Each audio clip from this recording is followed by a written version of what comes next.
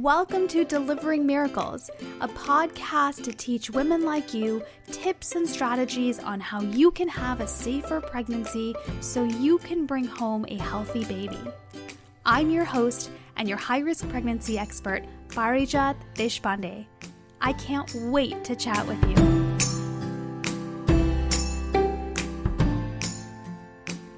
When I was younger, I was completely convinced that I had a twin somewhere, that we were separated at birth. Like, you know, that show Sister. I'm totally dating myself by saying that.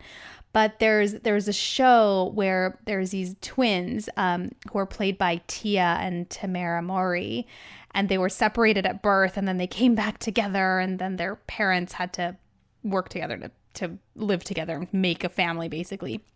And so that was me. I was completely convinced that there had to be a twin somewhere. I always felt like there was a part of me that was just missing, and there was just somebody out there that was just like me that I just never got to meet.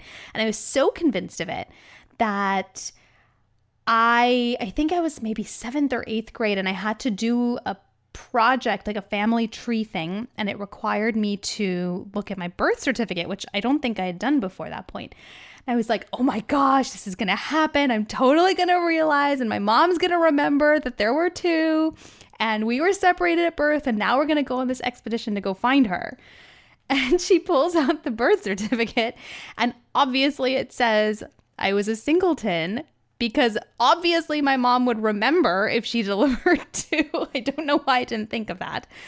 But I saw that word singleton printed on my birth certificate, and I was devastated. I was so sad. Like, what do you mean it's just me? I was so sure there was a twin somewhere. Because I had this idea that, you know, having a twin meant I got a built-in best friend, and I've got a built-in, you know, I had a sister, which I don't have sisters, and I actually, until very recently, didn't have any other girls in the family, in our extended family. And so it was just something that I really, really wanted, and it was a huge blow to realize that that is not part of my story, and it's not part of my life to have a missing twin somewhere. But it got me thinking about how much we romanticize the idea of having twins or being a twin, right? That it just feels like this awesome experience, and it probably is. Obviously, I don't know because I don't have one, but we romanticize this idea of creating two people that can be together. And I know especially in the fertility world, when those of us who are struggling to get pregnant are really, at some point, you just get so sick of the injections and the failed cycles and the miscarriages, and you just get so tired of not having the family that you wanted that you're just like, just transfer 2 embryos, and if I get pregnant with twins, I'll deal with it. And it just becomes this kind of romantic idea of what it's like to produce twins, to be pregnant with twins, to be a twin. But the reality really is that twin pregnancies are not simple. Twin pregnancies are considered high risk, and there's a lot of reasons why that's the case. According to the March of Dimes, 60% of twins are born prematurely, which means before 37 weeks. And actually, on average, most of them end up delivering around 35 weeks, which is 5 weeks before your due date and 2 weeks before early term. And the reason why that's such a big deal is because prematurity has lifelong consequences, from neurological concerns to learning disabilities, to lung disease, to growth issues, and so much more. And that's true even if twins are born as close to term as possible. It's just the reality. But we don't talk about that because we see the fun side of it. We see how cute it is to dress up kids together. And we hear about a lot of twins who are doing really well, but we don't know the other side of it because we don't talk about how difficult it is. Because the reality really is women carrying twins are at higher risk of developing a host of complications: anemia, gestational diabetes, hypertension, preeclampsia, miscarriage, preterm labor, preterm delivery, and so much more. And I'm not sharing this to scare you. I'm not doing that to scare you, because thanks to modern science, we're able to help moms who are carrying twins stay pregnant. We're able to take care of the twins that are born early. It's just, I'm sharing this with you because there is a realistic side to twin pregnancies that we don't talk about enough. And I thought it would be so, so awesome to have that conversation. And so I'm super excited to have Brittany on this episode to share with us her experience of carrying twins and having a high-risk pregnancy, because she was pregnant with two. Brittany Dixon is an organizing and productivity strategist for stressed out and exhausted women entrepreneurs, and specializes in helping her clients organize and systemize their home, life, and business so they're not losing time, money, or sanity. She's the mother of twin girls, Kenna and Layla, and she started her entrepreneurial journey in October of 2015 when she started her professional organizing business. She then ventured into the online coaching world in March of 2017. And prior to starting her businesses, Brittany spent 10 years in customer service, event planning, and hospitality. She loves working with her clients to implement systems and processes that work for their lifestyle, as productivity is not at all a one-size-fits-all approach, and I can really vouch for that. She loves showing women entrepreneurs how to get more work done in less time, more efficiently, so they can go back to spending time with their kids, which is so awesome. I'm so excited to have you here, Brittany. Welcome. Yes, thank you so much for having me. I'm so excited that you are here to share your story. How old are your daughters now? Yeah, so my girls will be 5 in March, so they're at that 4.5 range right now. That's awesome and Yeah. difficult. Yes, very. Yes. So, I mean, I have so many questions for you about your experience, but I'd love to just kind of jump in and hear a little bit about your journey. Did you know that you were going to have twins? Like, were you trying for twins? Well, no, we were not trying for twins. My husband and I actually got pregnant very soon after we got married. We were very excited, but we had a miscarriage. And obviously, as anyone that's had a miscarriage before knows, that's super devastating. Yes. And while our journey through trying to have another baby is not anywhere close to the length of time that any other ladies have dealt with, we tried for about 8 months to have another baby after that. And we got to the point where we just kind of stopped. We're like, all right, if it's going to happen, it's going to happen, but we're not going to like push it. Well, the next month we found out we were pregnant. So obviously we were crazy excited, but also terrified at the same time.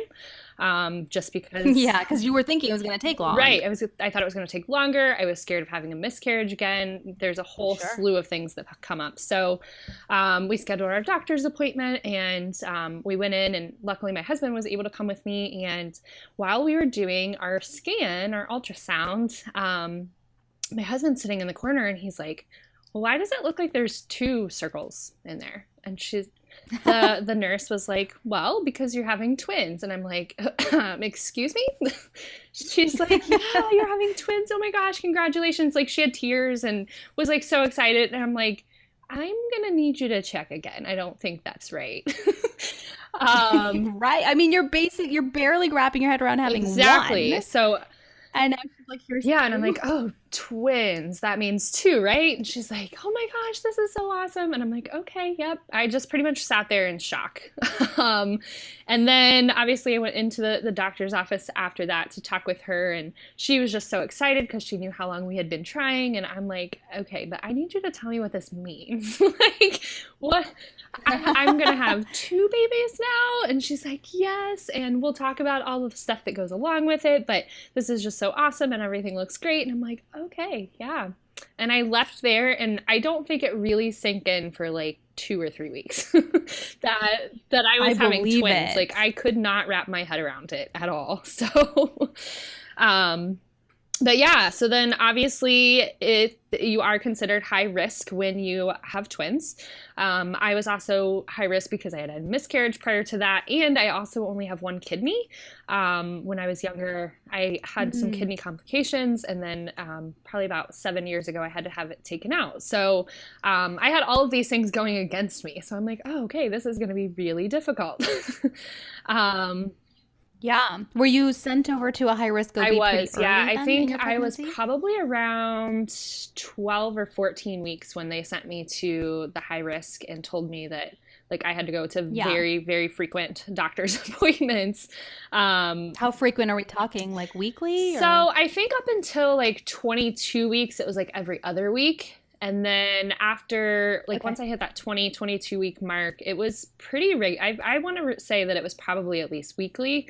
Um, and we had to have scans. And I always joked because I'm like, oh my goodness, if we ever have any more kids, like I'm going to have to come to the high risk doctor just to see them all the time. Like I get all these extra ultrasounds. This is Right. awesome. But yeah, it was very often from like probably 22 or 24 weeks on, which was super stressful because my husband was working full time. At that time, I actually got put on bed rest right around 26 weeks. So I was working up until 26 weeks, and I worked in a high demand, fast paced event planning job. So that was definitely an interesting twist trying to do that pregnant with twins.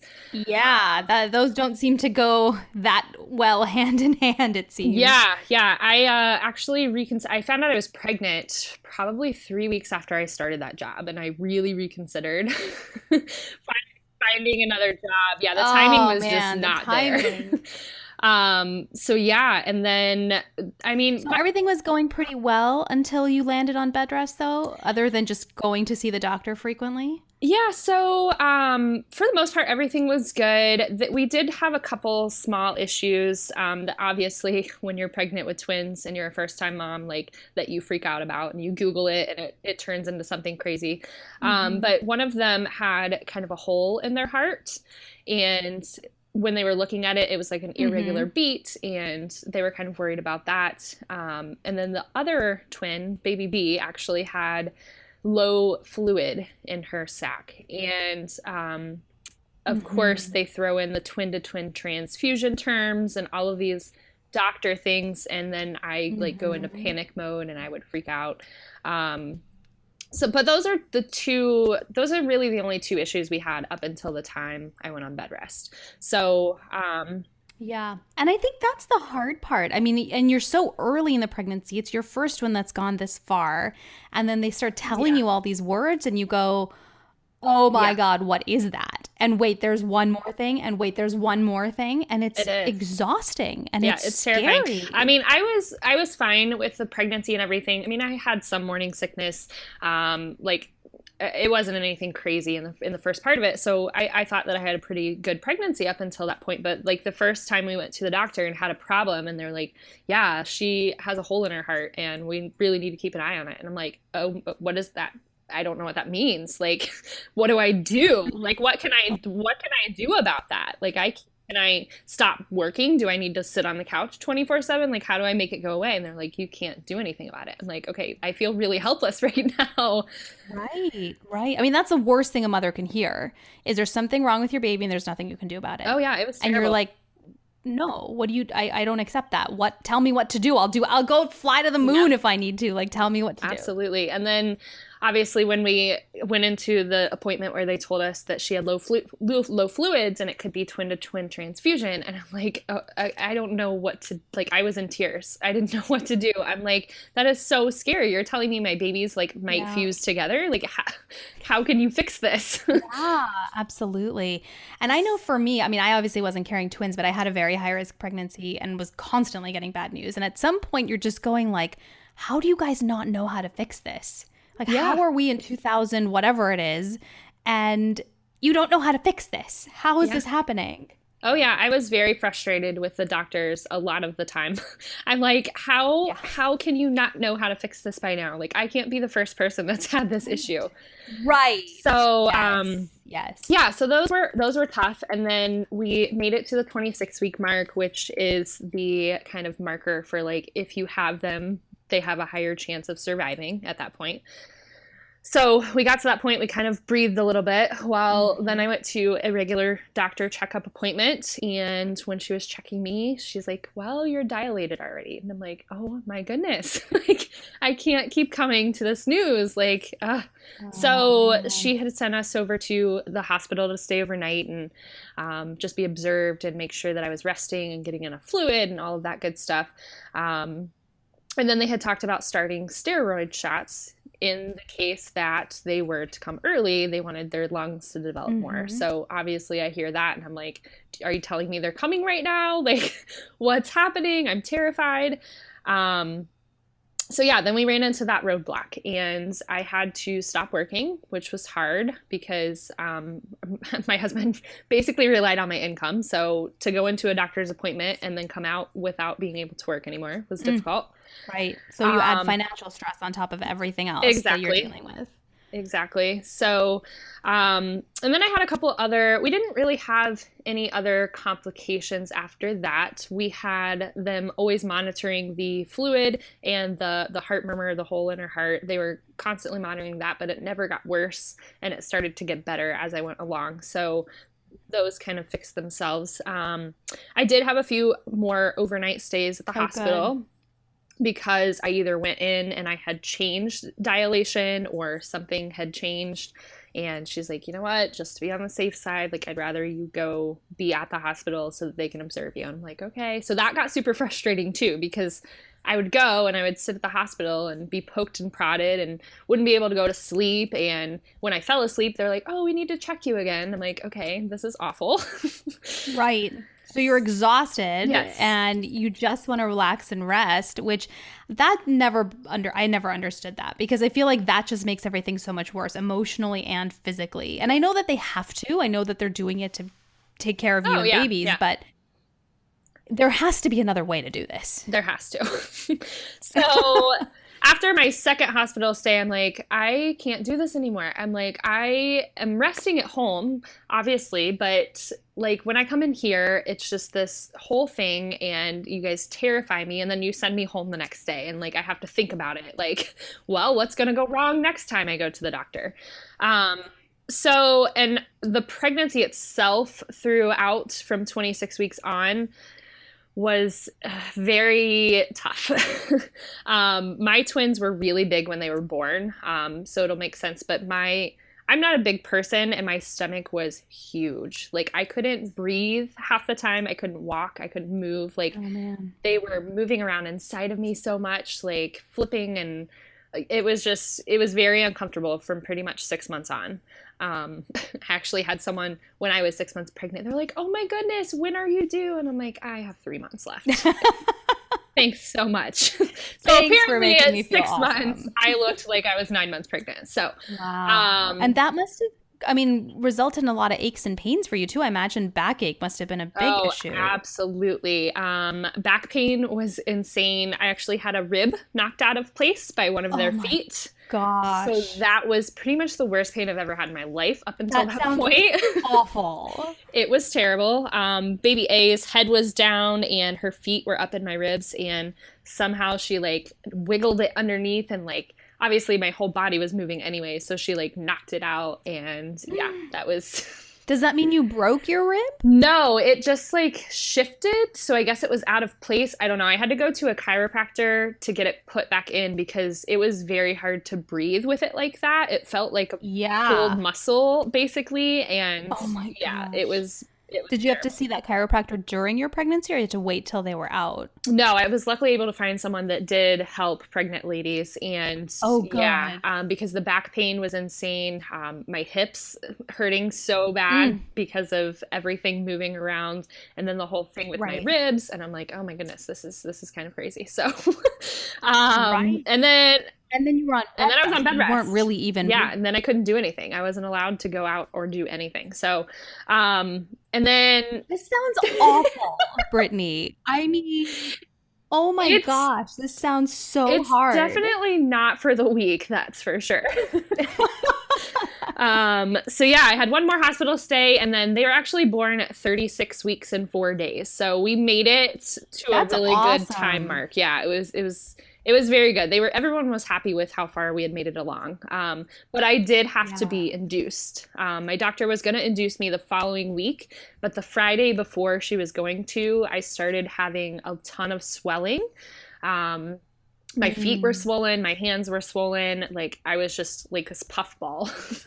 And I Mhm. had called the hospital, and of course I didn't want to go in there again, just for them to send me home the next day, for me to come in the next week to deliver. So I got super upset Right. and called my doctor, and she's like, yeah, you're really close, and I just don't want to risk it. And I'm like, okay, great. So we went in, and they had actually found out that I was having kidney failure. And like I said before, I only have one kidney. So yeah, Oh, so that's basically at scary. that point, they're like, yes, we need to induce you now. Like, we're going to get this process started. And they did it, of course, at like 2 a.m. because what better time to Of course. start a delivery? Um, so they induced me, and I tried to sleep as much as I could. And then 3 o'clock the next day. So basically, I was in labor for about 17 hours, which is pretty good because I've heard a lot of people go way longer than that. But it felt like forever. Hmm. But they had given me my epidural later that afternoon, and they broke my water. And then, of course, it was shift change when I had started feeling a lot of pressure and a lot of contractions. So Oh my nurse no. came in, and I was like, yeah, I think you should check me. And she's like, all right, honey, let me get everything all set. I'm like, no, this is different than it was before. I really think you should check out the situation. She's like, okay. So she's like, oh, yeah, you're a 10 and it's time to go right now. I'm like, okay. So since I was high risk, Well, I love that you listen to your body about that though, and you're like, yeah, no, no, like seriously, something's going yeah, on. Like, please pay attention. I love that because I think a lot of women you know, how you're feeling in that moment, it's hard to really verbalize what you know your body's telling you. So that's yeah. And awesome I that you were think it was able to just do that and because get our we had had attention. so many road bumps along the way that I didn't want this to be something scary and terrifying. So I'm like, Sure. no, check it right now. Like, so since I was so high risk, I actually had to deliver in the operating room. That was the hospital's procedure, with twins, just in case things happened. And of course, I Yeah. don't know the percentages, but both of my twins were head down. Everything was perfect, ready to go. And That's awesome. my doctor told me there was a slight chance that they could flip over. There was a slight chance that a few other things could happen and that they would have to do one natural, one C-section. I'm like, okay, that small percentage, that's never going to happen, right? So I got rolled into the OR. I got prepped and ready. I had my first in 15 minutes from pushing. I did have to have an episiotomy and all of that good stuff with her. And Kenna was born. And then things got really scary.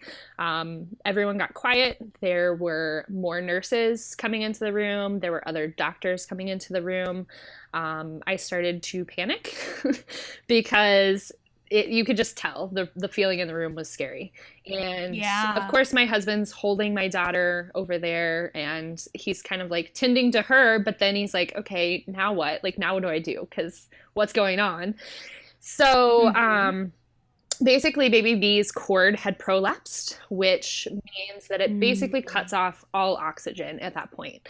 And they had taken her heartbeat monitor off, so I didn't hear her heartbeat anymore, which sent me into like full on panic attack. Yeah. It's just like, what's going on? What's um, happening? and of course, they're all in the zone, so they can't really talk to you or kind of tell you anything. And my doctor had tried to push her cord back up into so that she could be delivered naturally, and it just wasn't working. So basically, they said we have to do an emergency C-section, and since she's having a panic attack, like we're going to put you under anesthesia.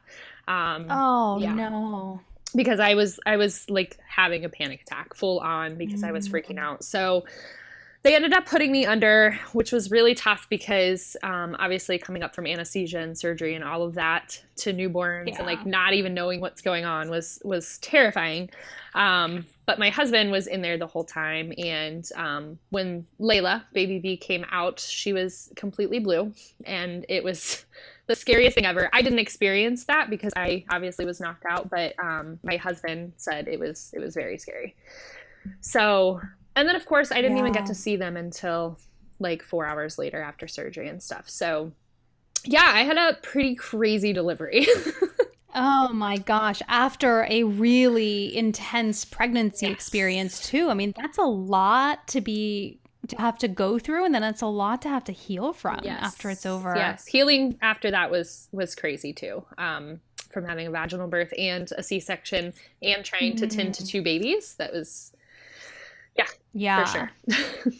Right. And then the emotional toll of all Oh of yeah, I that. was an emotional wreck. Like I was an emotional wreck. We Absolutely. actually ended up staying in the hospital for 5 days, Mhm. because obviously I had to heal from surgery, and both of the girls were jaundiced, so they had to be put under the Mhm. lights. And I basically told them, they tried to tell me that I was going to have to leave without the babies, and I was like, that's not happening. And Mhm. which I know a lot of moms that have preemies have to go through that, and we were so lucky to not have to go through that because our babies were Yeah. born so big, and to only have jaundice, like that's a blessing. But obviously, Yeah. still, like the emotional side of that, I was a wreck. I'm like, you're telling me Of I just went through course. this insane pregnancy, this insane delivery, and then I have to leave without my babies. That's not going I to mean, if happen. nothing else kicks off that mama bear instinct, right? Oh, Like, yes. you Yep. turn into a monster. You're like, you did not just say that to me. Yes, I pretty much did. And we had some really good nurses. We did have a couple of nurses that were not so good. Mhm. And obviously, turning into that mama bear, I'm like, nope, I'm going to need you to go find me someone else. Good for you. um, yeah, because I had just realized at that point, like, no, I just went through a horrible experience. Like, that was the scariest thing I've ever done in my life. You are not going to come in here like that. So I'm going to Right. need you to find someone else. So, Right. and we had some problems with our lactation consultant too. I was going to give breastfeeding a try, but with two, obviously, that's a whole different challenge. Right. Um, and I was not producing right then, and the babies didn't want it, and she was still kind of like pushing it on us, and I'm like, no, I'm gonna need you to leave too. Yeah. So just having to make all those choices when you have no idea what's going on, and this is all brand new, and that you had just went through this crazy experience, like it was a lot. It was a It's a lot. lot. Yeah. Yes, yes. I mean, you've got the effects of the anesthesia, Oh you've got yeah. the effects of just generally delivering two babies and the Yep. hormonal changes that come with that. You've got the trauma from everything that you've been through in your pregnancy and the way that your delivery went. I mean, it's really unfair to put so much pressure on moms so soon after all of that to have to Oh make these yeah. decisions. It's so, so hard. It was so hard, and I was a brand new mom. I'm younger as well, so like to be a younger mom and them come in and tell me all of these things, and I'm like, I have no idea. Like I don't know what to do right now. Right. Yeah. And luckily my And I husband. imagine for our listeners who are even second, third, fourth time moms, just the fact that you've been through all of this, you still like I don't know that even they would know what to do, right? It's there's a Yeah, lot of it's a pressure and you just don't know. whole different experience with twins. And Yeah. obviously, I don't have anything to compare it to because I don't have just one. But it's it's entirely different. Like you're dealing with two human beings. Like you're one person and you have to hold 2 babies. You're one person and you have to feed 2 babies. And luckily I was able to Mhm. have my husband, and like he was able to stay home from work for a little while, not very long. I think he was only off for a week. And luckily we were, Oh my yeah, gosh, you're no, he was kidding. only off for a week. Well, because remember, I couldn't work for like 3 months prior to that. So the financial stress. Oh, that's right. So then, luckily, we had family around too, because if I was in a place that my husband had to go back to work and I had no family with the twins, I don't know. Like honestly, I don't know how I made it Mhm. through the first 6 months to begin with, let alone like if I was Sure. by myself. Sure. Because it was so hard. Like they do not prep you for that. There are not enough books in the world that you can read to prepare Yeah. yourself for twin newborns. Right. Totally. And so if you kind of look back now on your pregnancy experience specifically, what is it that you wish someone had told you about being pregnant with twins? Is there anything that would have helped? You know what? I don't think so. Like I said, I mean, I read a lot of books. Obviously, I was having twins, so I'm like, okay, this is completely different than one. I should probably read some more books. Like I should probably see this. But I mean, honestly, you can't really prepare for any of that stuff that I really went through. You can't prepare for them to tell you that one might have a heart defect. You can't prepare for them to tell you that they might be fusing together. Like bed rest, obviously, they can tell you you're probably going to go on bed rest. But like at the time, I'm like, oh, that's not going to happen. Like I'm super strong and healthy. I'm not going to have to go on bed rest. So I don't think there's anything anyone really could have told me to prepare me better for that. Yeah, yeah. You know what really strikes me though about as you're talking about your experience and all is that there was nobody there that was telling you how you could help yourself during your pregnancy, how you can control your contractions at home, how you can manage bed rest better, how you can like get through all of this and manage your anxiety and your fears and all of that. Like it doesn't sound No, like there was anybody on your team there that was was doing not. that. That which infuriates me, which is why I do the work that I do, because it's crazy time to expect women to go through all of this physically and have zero support on how to actually help their bodies stay pregnant. That drives me crazy that Yeah, that's there not was, I there. mean, obviously there's classes you can take and like these things that you can do, but they basically just push it back off onto you to manage that. Yeah. They say, Yeah. hey, this is what we found. Here are the things we do for this, and you're pretty much on your own. Luckily, I'm part of the Columbus Mothers of Twins Club here in Ohio, and I was able to join that. So I could get kind of some insights from people. But still, I mean, every person's experience with twins is going to be different. So it didn't really prepare me for any of that, but at least I had a little bit of a support system. I don't think I Hmm. joined until I was like 7 months pregnant when I was, at home on bed rest, like watching all of my TV shows and looking at everything on the internet. Um, so then I had joined Right. with them, and it was towards the end of my pregnancy. And then I didn't really do anything with them pretty much the whole first year, because the first year with twins, yeah, it's crazy, crazy. Crazy making. Yeah. Yeah, absolutely. So now that you're here, you're 4.5 years out, almost 5 years out. Looking back, is there something that stands out to you that was kind of the highlight of your experience that you want to share about your Yeah, I mean, pregnancy? honestly, the twin bond is huge. And obviously you can't see that. We actually did see it in the womb. We did the 3D ultrasounds, and they were trying to hold hands at one point, which was the most adorable thing ever. Oh my God. And one of them was sucking their thumb too. So like that was obviously so cute. But like to see the experience that they are going to have now, even though I had to deal with all of that, has kind of made it all go away. They say you have your baby and like the pain goes away and all Yeah. of that. Um, Not so much the first year of twins. Maybe I'm gonna go with year two. I probably felt that. um, Give it some time with Yeah, twins give it some because time. it's a little rough. But yeah, I would say Yeah. just seeing that bond that they have now because I went through that has probably kind of melted the whole experience away. Right, right.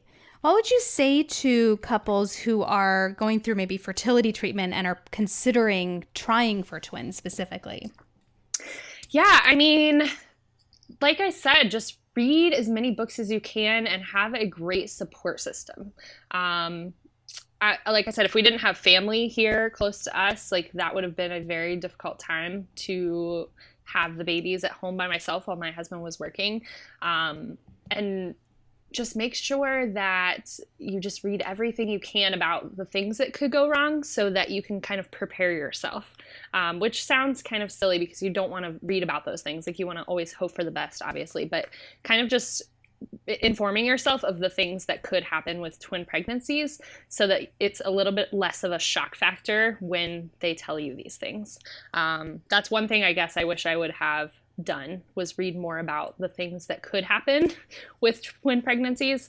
I think that would have helped prepare. I mean, obviously, it's not going to prepare you for finding out things like that, but it helps you kind of get through that. Yeah, that makes sense. And I think that's why I love that you're here on the show today because this is the conversation that we need to be having. You know, it's wonderful that your babies were born healthy and they're healthy now and you made it as far as you did in the pregnancy. But to know that, hey, all these things could happen, that it's not this glorified, romanticized vision of a twin pregnancy that we tend to believe in, is really important for those of you who are listening and are considering getting pregnant with twins or who are pregnant with twins. I'm hoping that this story of Brittany's can help you see that you're not alone if you're going through pregnancy complications, and that it's not really uncommon to experience pregnancy complications when you are pregnant with twins. And so the more that you are aware of that, the more knowledge you have about it, the better prepared you're going to be to know how to make the decisions that you're going to need to make when and if that does happen for you. Yeah, absolutely. I love that you shared all of this. And for those of you that are listening, I hope what you take away from this is that twin pregnancies are high risk. And that means it's really important that you stay informed, really well informed, and that you stand up and speak up about the care that you need and deserve for your babies, and that you stay really informed about the fact that you could experience pregnancy complications, and that if you do, you've got to speak up, you've got to reach out, you've got to surround yourself with the support, both with your prenatal care team as well as outside of that, to help you get through this pregnancy, because it's really, really essential. Because a twin pregnancy is high risk, but that doesn't mean that you're as helpless as you might be made to feel when you're going through it. Brittany, what are your final words of hope for women who are pregnant with twins right now? It's worth it. It's worth it in the end. It may be difficult to get through the pregnancy, and you may have slight complications, and you may have things that are terrifying, but when you get to hold those two babies, like I said, it just melts it away. It's amazing. It's amazing to know that you created two lives instead of just one, and that they have this awesome bond. My girls now are the closest of friends. Like, I asked them if they wanted to separate rooms. They're like, no, Mom. And they just love each other so much. I mean, obviously they have sibling drama too, but the twin bond and just knowing that you were able to create two lives at one time, I think, is the thing that will push you through. But it's hard, and just know that you have support, and you can find that support all around you. It's amazing. Thank you so much. And where can people find you if they want to know more about your journey, or if they want to know more about your business that we talked about at the beginning? Yeah, absolutely. I'm on Facebook personally. You can just look up Brittany Dixon. I'm in the Columbus, Ohio area. I post pictures of my girls all the time too, if you want to look at Kenna and Layla. And then as far as my business goes, it's called Clutter Control Coaching, and it's just www.cluttercontrolcoaching.com. Love it. Love it. Thank you so much for being here and for sharing your story and for just letting us be a part of your journey. Thank you so much. Yes, absolutely. Thank you so much for having me, and hopefully I provided some insight for your listeners. Yes.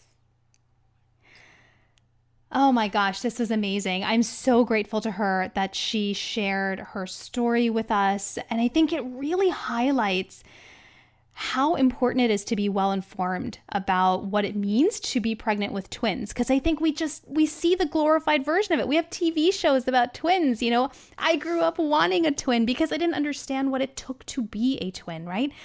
And even just getting pregnant when you're dealing with fertility treatment, especially, and you're so frustrated with how long it's taking and all the heartbreak that goes through with it. It's easy to say, well, I'll just get pregnant with twins and be done. And we glorify that. But I love how Brittany shared so openly with her story that, hey, there's some real concerns here. There's some real scary moments. It's real, and it happens to anybody. It's not because of something you're doing or not doing. It's just the nature of having a high-risk pregnancy. But I will say this again. I'm so furious that there's nobody helping women like Brittany at her at that time. There's nobody there teaching her how she can manage her contractions at home so that she doesn't dilate more, so that her cervix doesn't shorten more, so she doesn't need to be in the hospital in and out all the time. That support is available now because I know what that's like. And even though I didn't carry a twin pregnancy, I know how much you can influence your body. And I hope that you take that away, that you're not alone in this. You're not alone in this. There is support available. A twin pregnancy is high risk.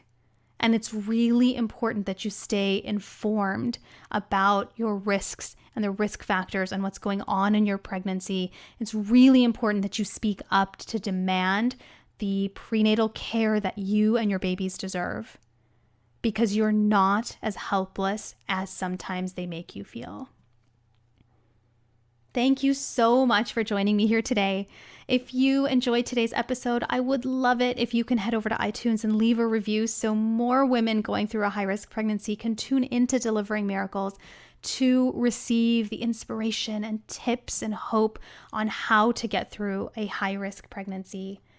And if you're experiencing pregnancy complications right now, whether you're pregnant with twins or a singleton or triplets or whatever it is, if you're going through that right now and you're worried about what's going to happen to your baby, if you're anxious about delivering early, I really want you to check out the free webinar that's on my website at parijatdeshpande.com. By watching it, you'll discover how to overcome your fear and your anxiety so you can help yourself stay pregnant as long as possible, even if you're facing pregnancy complications. I would also love to stay in touch, so follow me on Twitter, Instagram, and Facebook at Parijat Desh. That's Parijatdesh.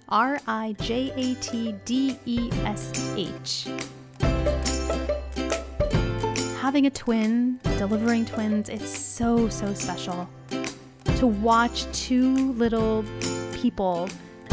beings turn into people together is incredible. And if you are pregnant with twins, if you've delivered twins, make sure you give yourself credit for that. Your body has done something really, really amazing. Take it one day, one step at a time. You can do this.